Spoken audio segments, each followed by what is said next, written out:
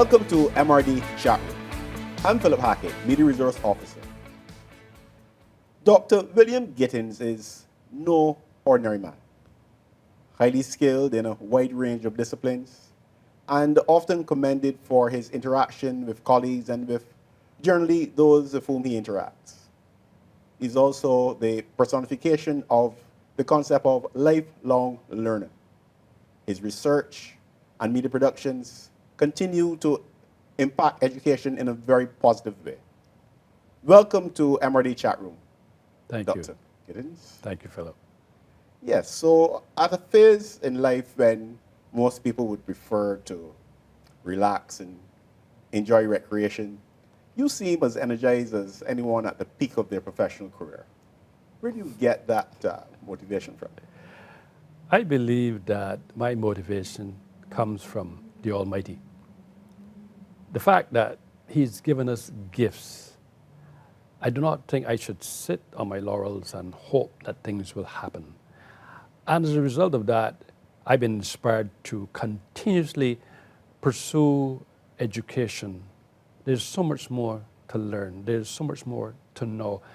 And we're living in a developing space. Things are changing continuously because of technology. And as a result of that, it is incumbent upon me to put myself in a position to learn as much as I possibly can so that I can effectively and effectively help my fellow man. You recently completed a PhD. Could you share with us that journey and what put you in that direction? In context, I got up a morning and I said to my wife, I think I should do a doctorate, She said to me, go for it. And I went online, scouring through, looking for various universities, and I saw one, but I wanted to be sure that this was the one that could satisfy my needs. I spoke to a friend of mine, and he suggested that it was a good university, it's reputable, and that he'd done his doctorate there, and I can use his name as a reference. So I contacted them and submitted my portfolio work. And in days, I got a response, and the chairperson of the dean contacted me and said he wanted to speak to me via the telephone. He contacted me the Monday morning, the following week, the Monday morning. We spoke for over an hour. At the end of that conversation, I was impressed that this is the direction that I should go. My first module was just a pass. That first paper would just be a pass. So I prepared myself, did all the research, and submitted that first module, which is about 162 pages. His response to me was, this paper was so good, we believe that you will do extremely well. The second module, I had to read the entire Old Testament and summarize each book in 150 words. That was a challenge. But what I did, I followed the instructions. It's critical following instructions. I completed that and submitted it, and I got an A for that. The third module, I had to read the entire New Testament and summarize the entire New Testament in 150 words. The entire New Testament or each? The entire New Testament. So for the Old Testament, it was 150 words for each book. Each book. Now Summarizing. And the New Testament, the entire New Testament in 150 words? Yes. This really challenged me.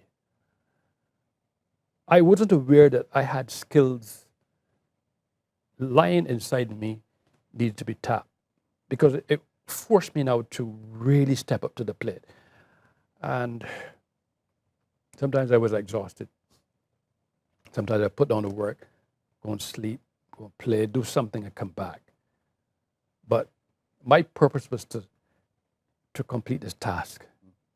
And I continued to push work and push work and push work. And actually, I got through before the time,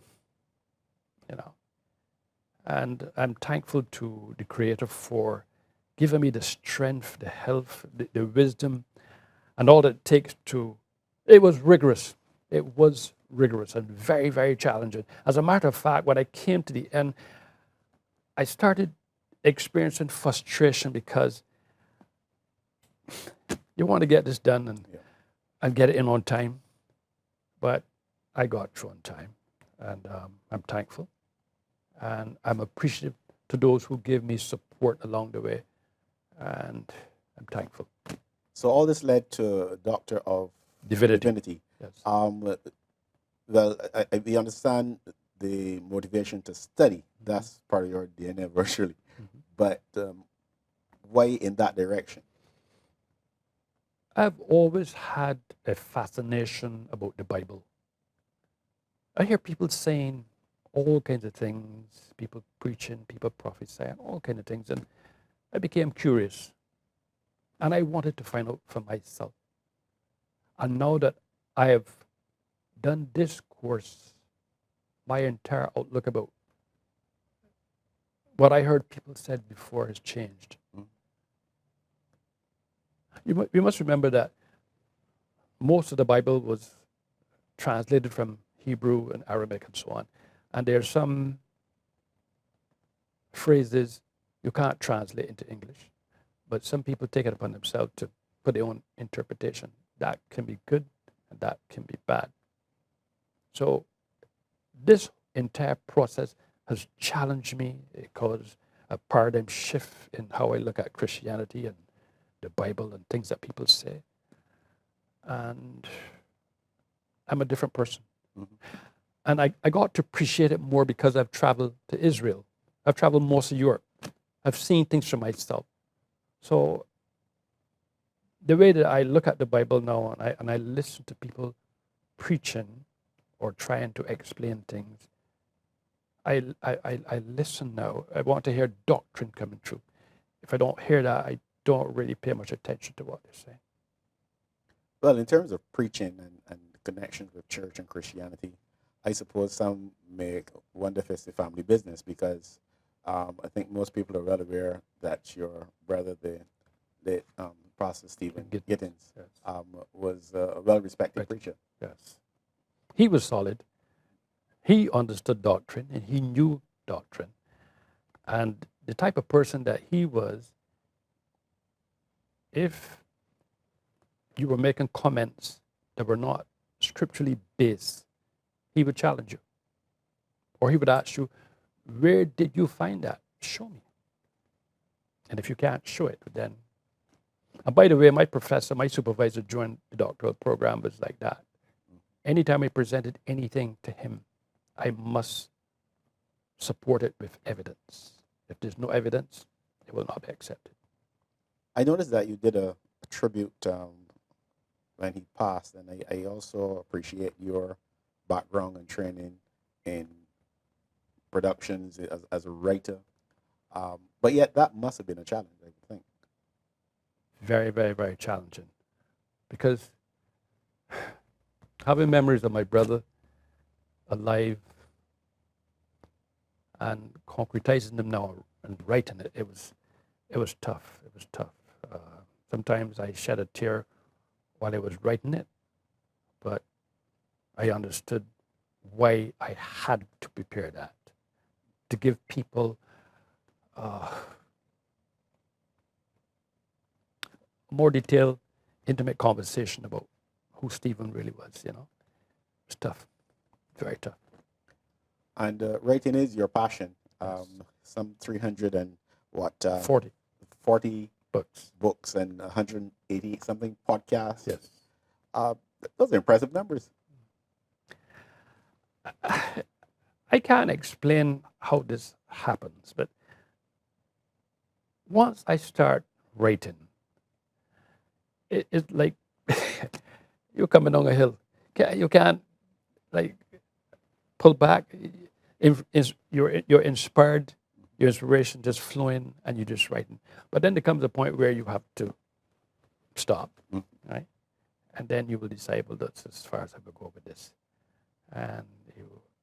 But one of the things that you must take into consideration while you're researching that particular matter and you come across other information that is relevant, you save it at the same time. You don't have to go looking for it again. You save it at the same time, you know. But I think the genesis of my writing started when I was pursuing my first degree at Jersey City State College, which is now New Jersey City University. A doctor drew one of my advisors. On the day of my graduation, he said to me, Bill, when you return to Barbados, I want you to write and write and write and write. It was like puzzle. I understand why he said that now.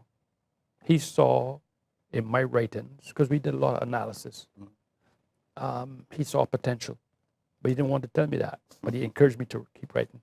And now I'm understanding why he said that more and more. But what are the publications that say that you are most satisfied with? That's difficult because each publication has a special nuance, something personal about it. So each publication, because there's some specialty about it, I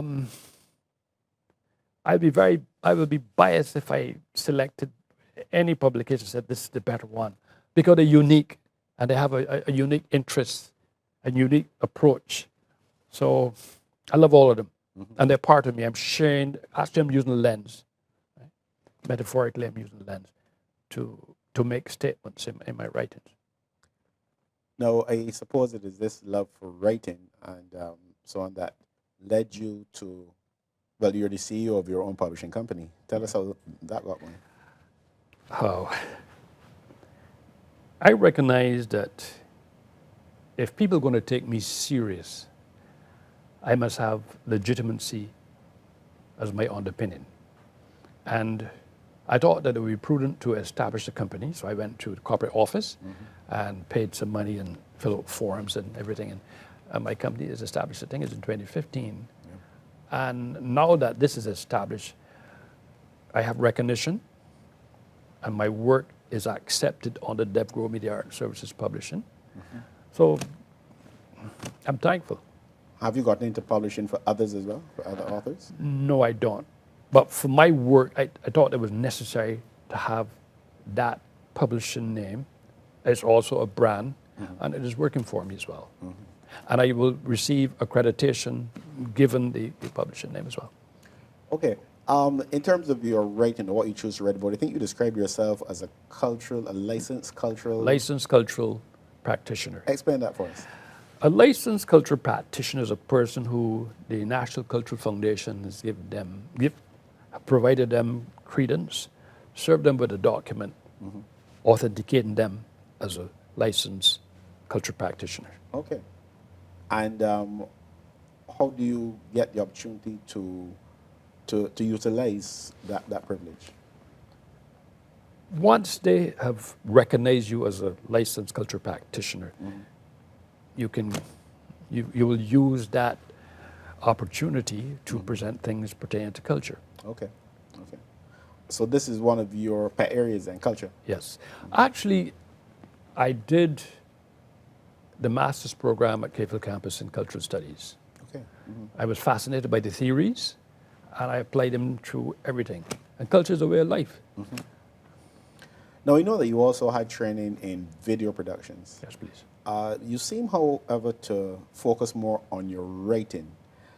Can we assume then that takes, that's more important to you? You enjoy that more than the video aspect of things? Yes and no. Because if you understand the dynamics of video production, metaphorically, you transfer those skills to writing.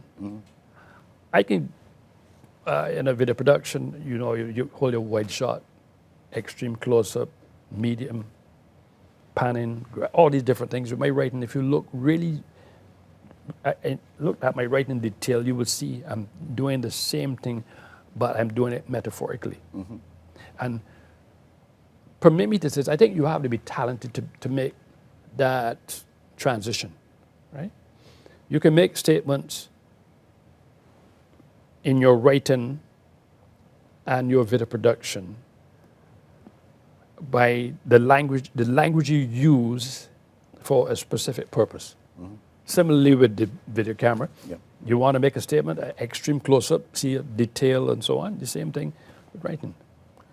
Your comments and your terminology there just reminded me of your history with a department called the Audiovisual Aids Department. Yes. Which to some who have not been around for that long may say, well, what's that?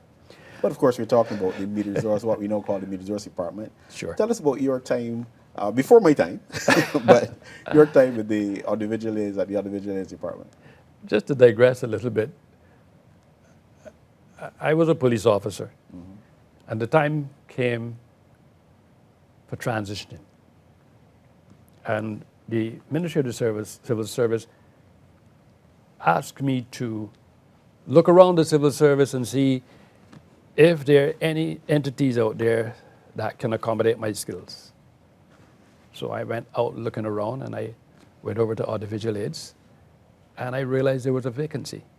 So I reported back to the Ministry of the Civil Service, and they said, well, look, we're going to give you the transfer to Audiovisual Aids. And that was a process. I had to meet with the Commissioner of Police. He had some challenges.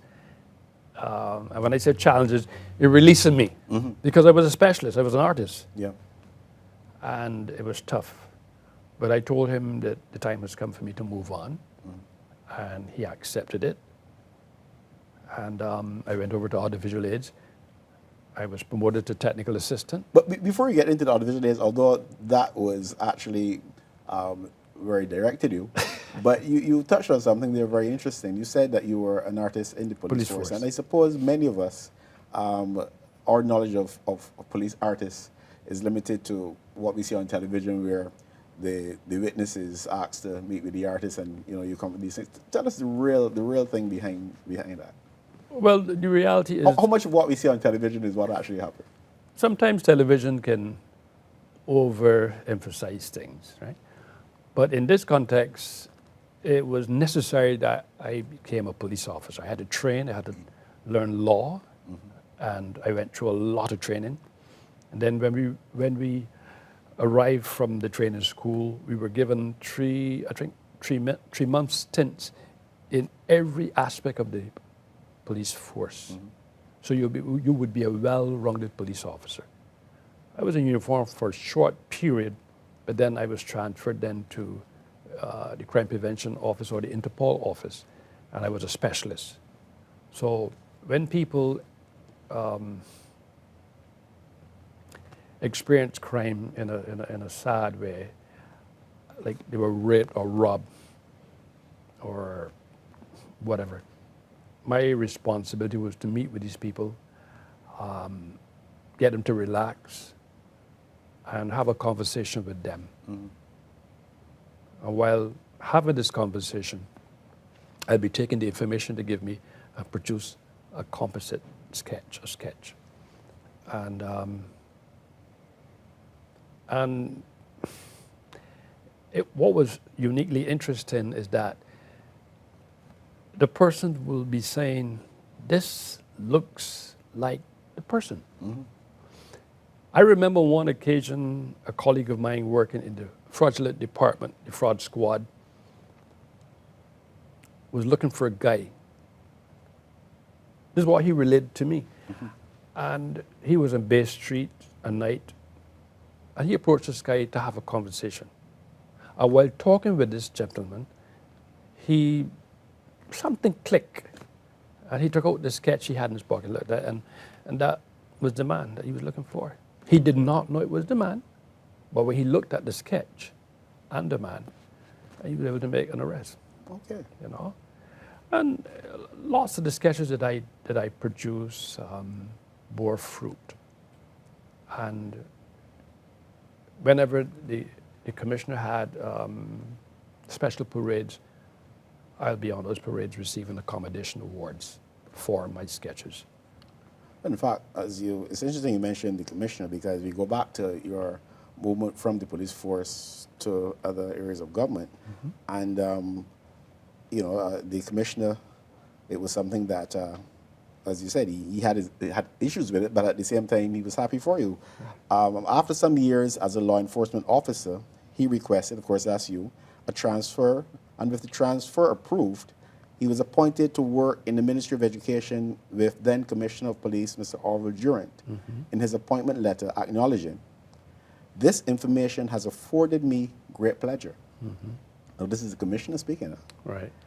"On the one hand, since you have in the past told me that it was your personal wish to be transferred to the Audiovisual Aids Department, on the other hand, I am conscious of the fact that the police service has lost a very promising officer who contributed much to the work of the force and showed clear signs of a deep commitment to a style of policing based on integrity and fair play. Nevertheless, I must offer you my sincere congratulations on your appointment and my best wishes for a successful and rewarding career. I must also thank you for the valuable contribution you made while in service and for your loyal and unreserved support."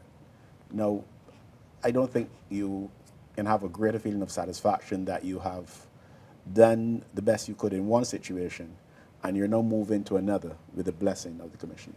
Right. And that's a good legacy.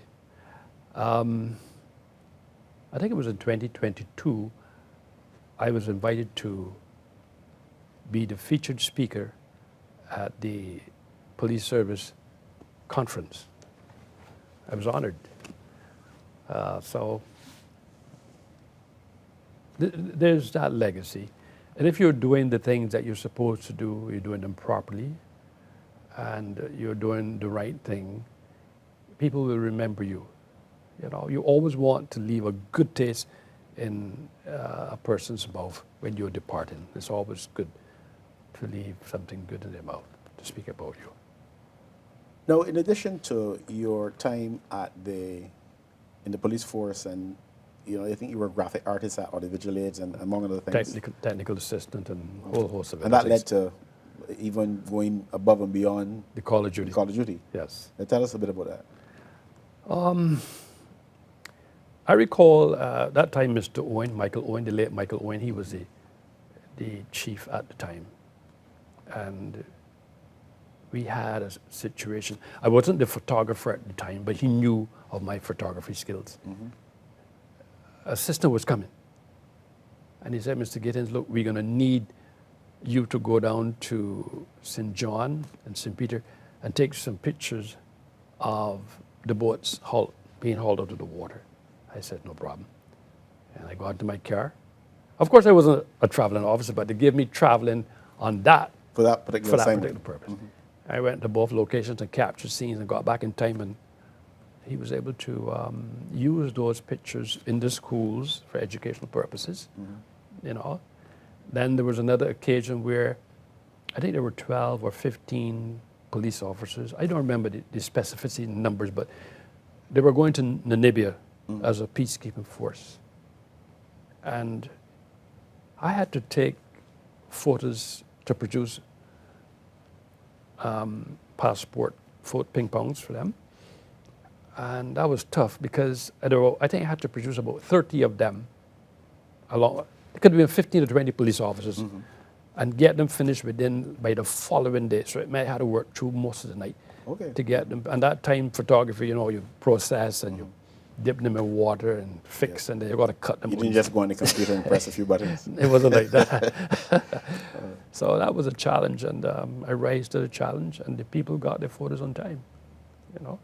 What were some of the other interesting experiences you had in the government service generally, not necessarily at AVA, because I know you worked in other departments of government? Well, I requested a transfer.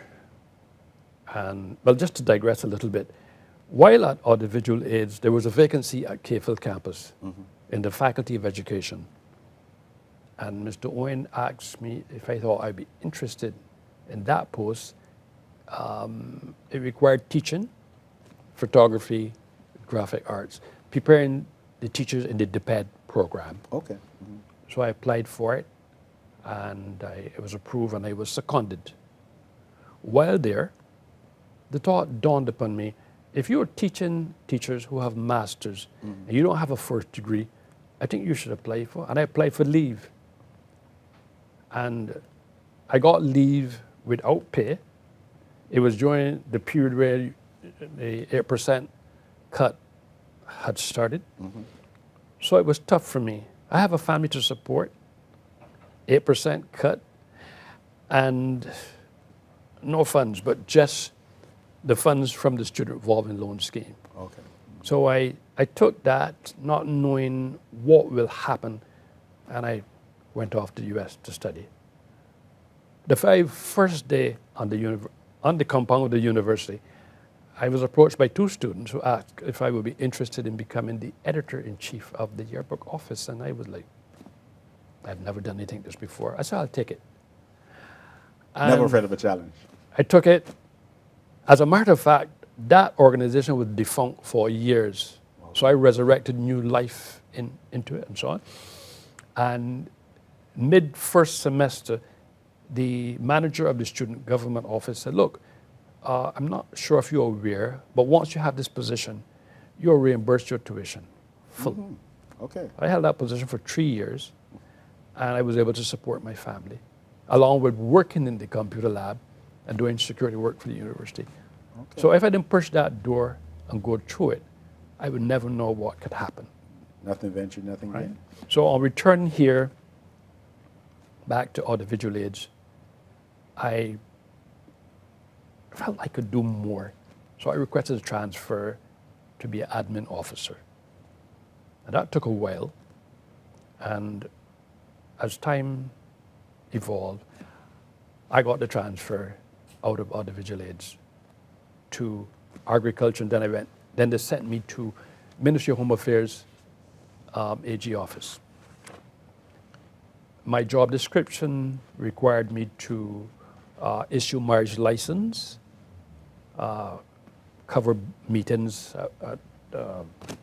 board meetings, and I was responsible for the fire department, the post office, Department of Emergency Management, National Council on Substance Abuse, DAWS, and these different departments. And I was the HIV and AIDS coordinator. It was tough.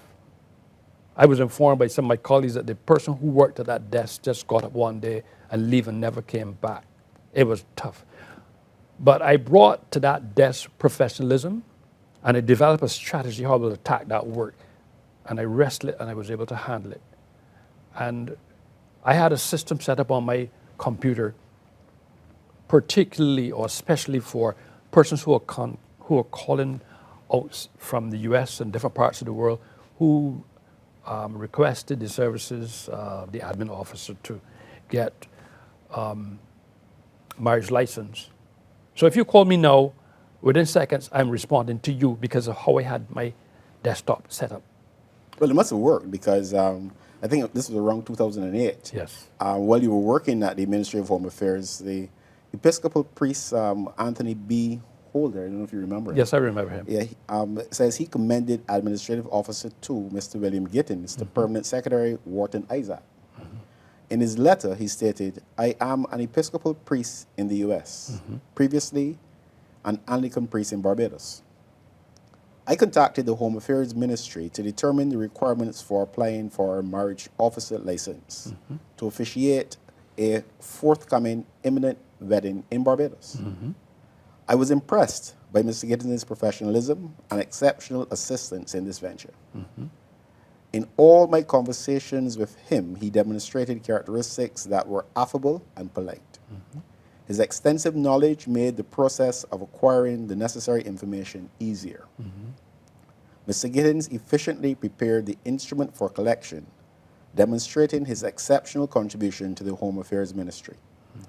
I wish him well, and also you and your ministry, as you continue to serve the people of Barbados. If the members of your ministry possess similar qualities to Mr. Gittens, the people of our nation can feel a sense of gratification. Now, I suppose even back then, if he looked to know, so many complaints about service, whether it be in the civil service and government, whether it be in the private sector, this surely indicates what we are capable of. I will say to you that when you come to a job, you must bring professionalism to the job. And you must love that job and go after it with a passion. One of the things I tried to do as an admin officer, I tried to type my own work. The reason being, sometimes you are waiting on a typist to get something done, and because she may be in receipt of so many other things to do, it can hamper my production. So I decided I would type my own work. And I was getting so good at it that while at agriculture, the financial officer said to the senior admin officer one day, look, we have some money to spend. And we think that anything that Mr. Gittens asks for that he should get, we will spend that money on his and the admin section. Because of my performance, he was impressed that we should be compensated in some way. And I asked for some printers and so on, and that helped tremendously because when I type something and print it, I can vet it quickly and get it off.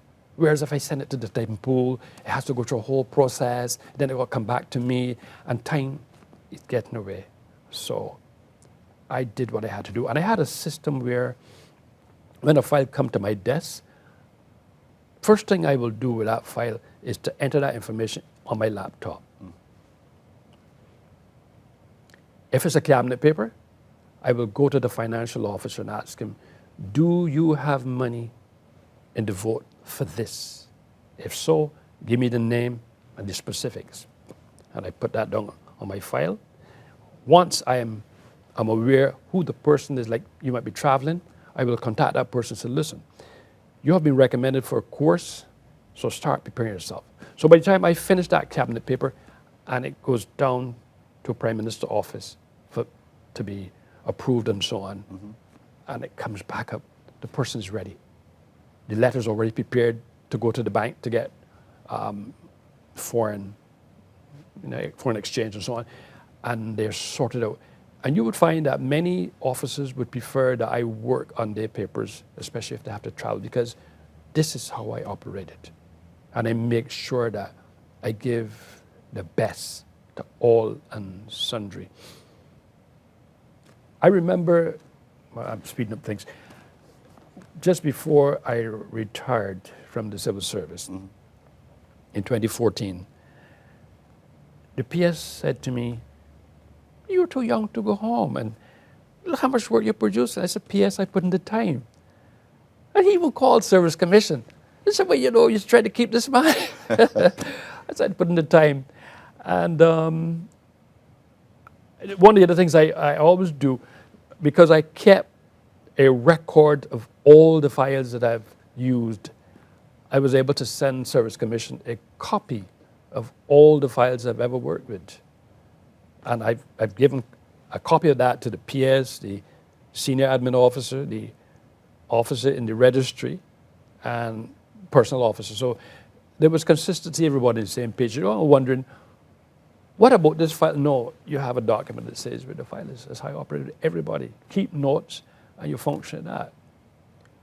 You've had so many experiences in various aspects of life, and how would you put it together to describe where you have reached and how that has impacted your current philosophy on life? Let me go back. To explain it, I have to go back.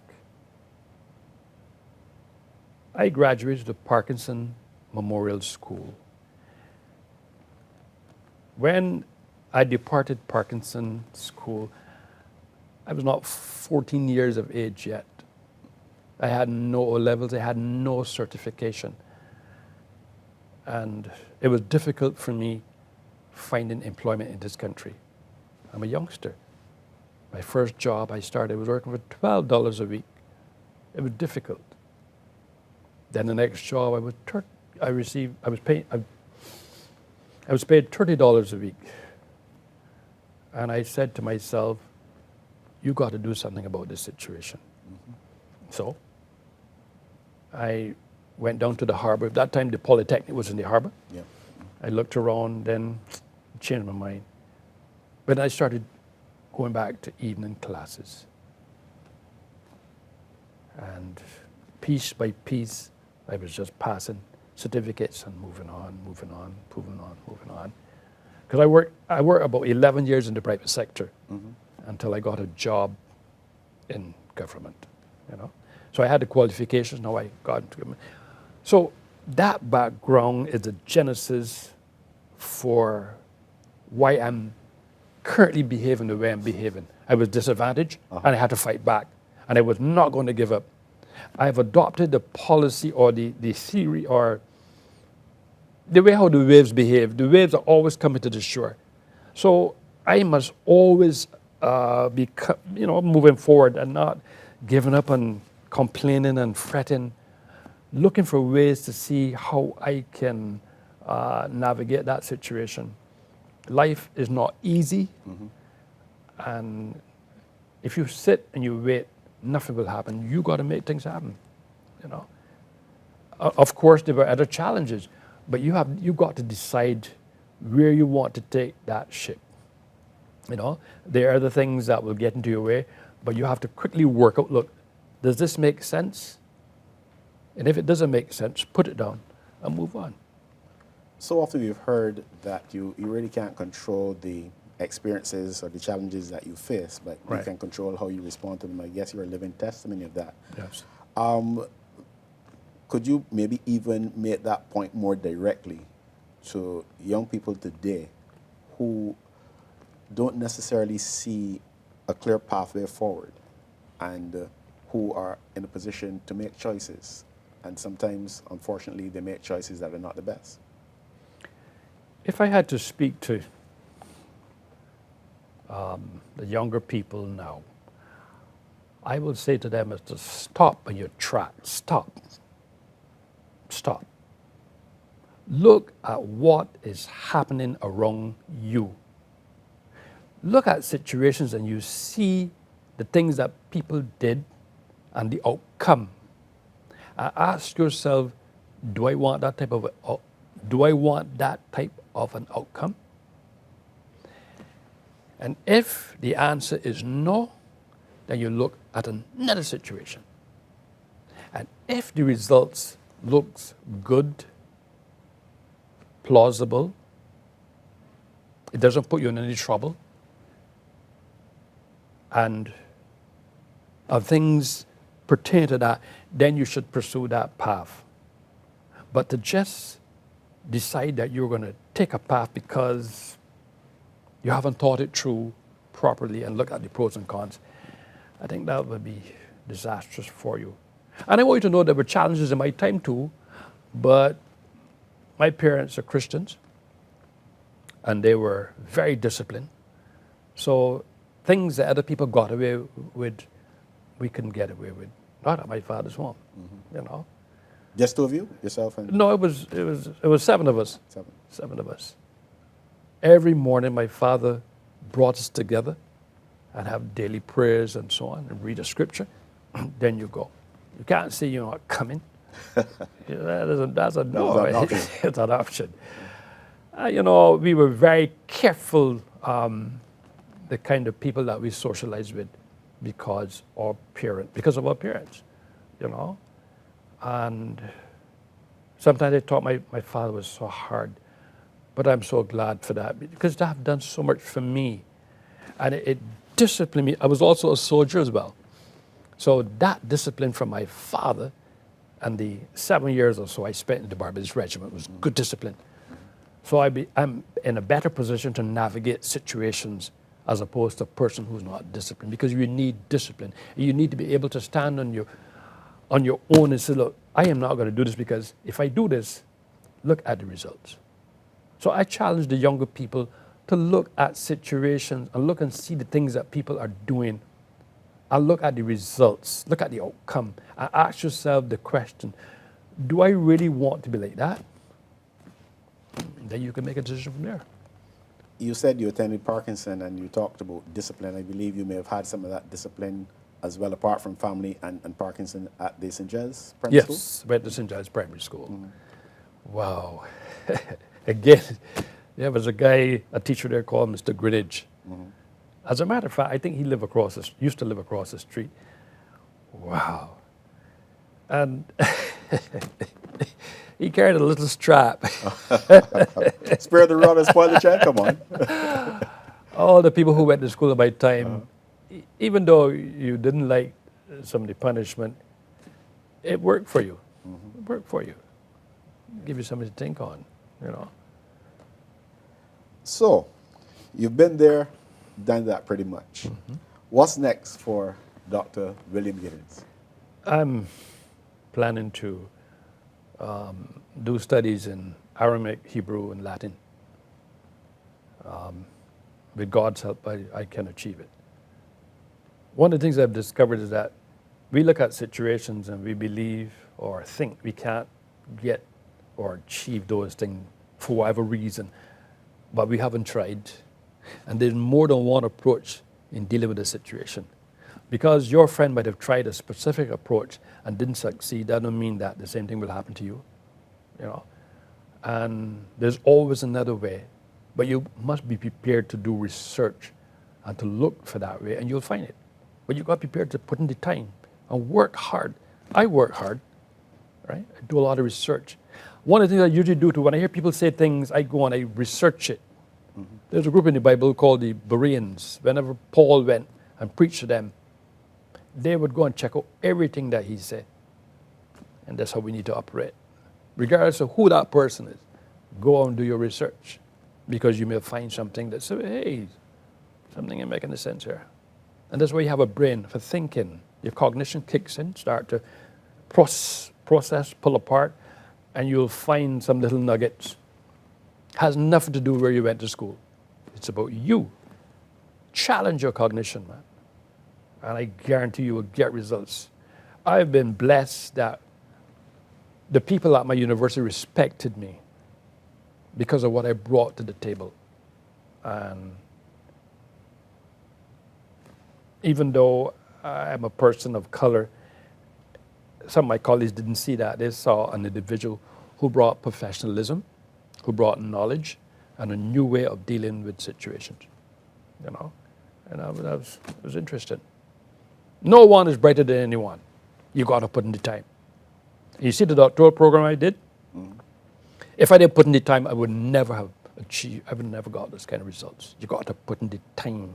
You got to prepare to work hard. Sometimes you see people going along and they're not prepared to work hard, but you got to put in the time. You got to work hard. You got to be consistent. I remember when I was a soldier and we were on the range training, I always tried to put as many rungs through the same hole all the time. You got to be consistent. And if it isn't working, look and see what is stopping you from achieving that and make the adjustment. But it must come from inside. But you have to put in the time. You have to work hard. You must go after things with a passion. And to put the icing on the cake, you got to ask the Creator for wisdom and understanding. Ask Him to guide you. And He will guide you and direct you. Nothing is difficult. It's only difficult if you do not allow the Creator to help you. If you had to do it all over again, how much would you change, if anything? Well, I would be hypocritical if I said that I would change some things. But there is a theory that every action creates a reaction. It is because of me leaving school at that age that I was motivated and still motivated to do what I'm doing. Maybe if that didn't happen, I would be perhaps a go-lucky guy here today, tomorrow, you know. But because of that, that challenged and inspired me. That is now etched inside of me. And I will continuously go forward and work hard. And nobody can take that from you. Nobody can take that from you. It comes from within. Dr. William Gittens, it has been a pleasure having this conversation with you on MRD Chatroom. Thank you very much, sir. It was an honor as well. Thanks for watching MRD Chatroom.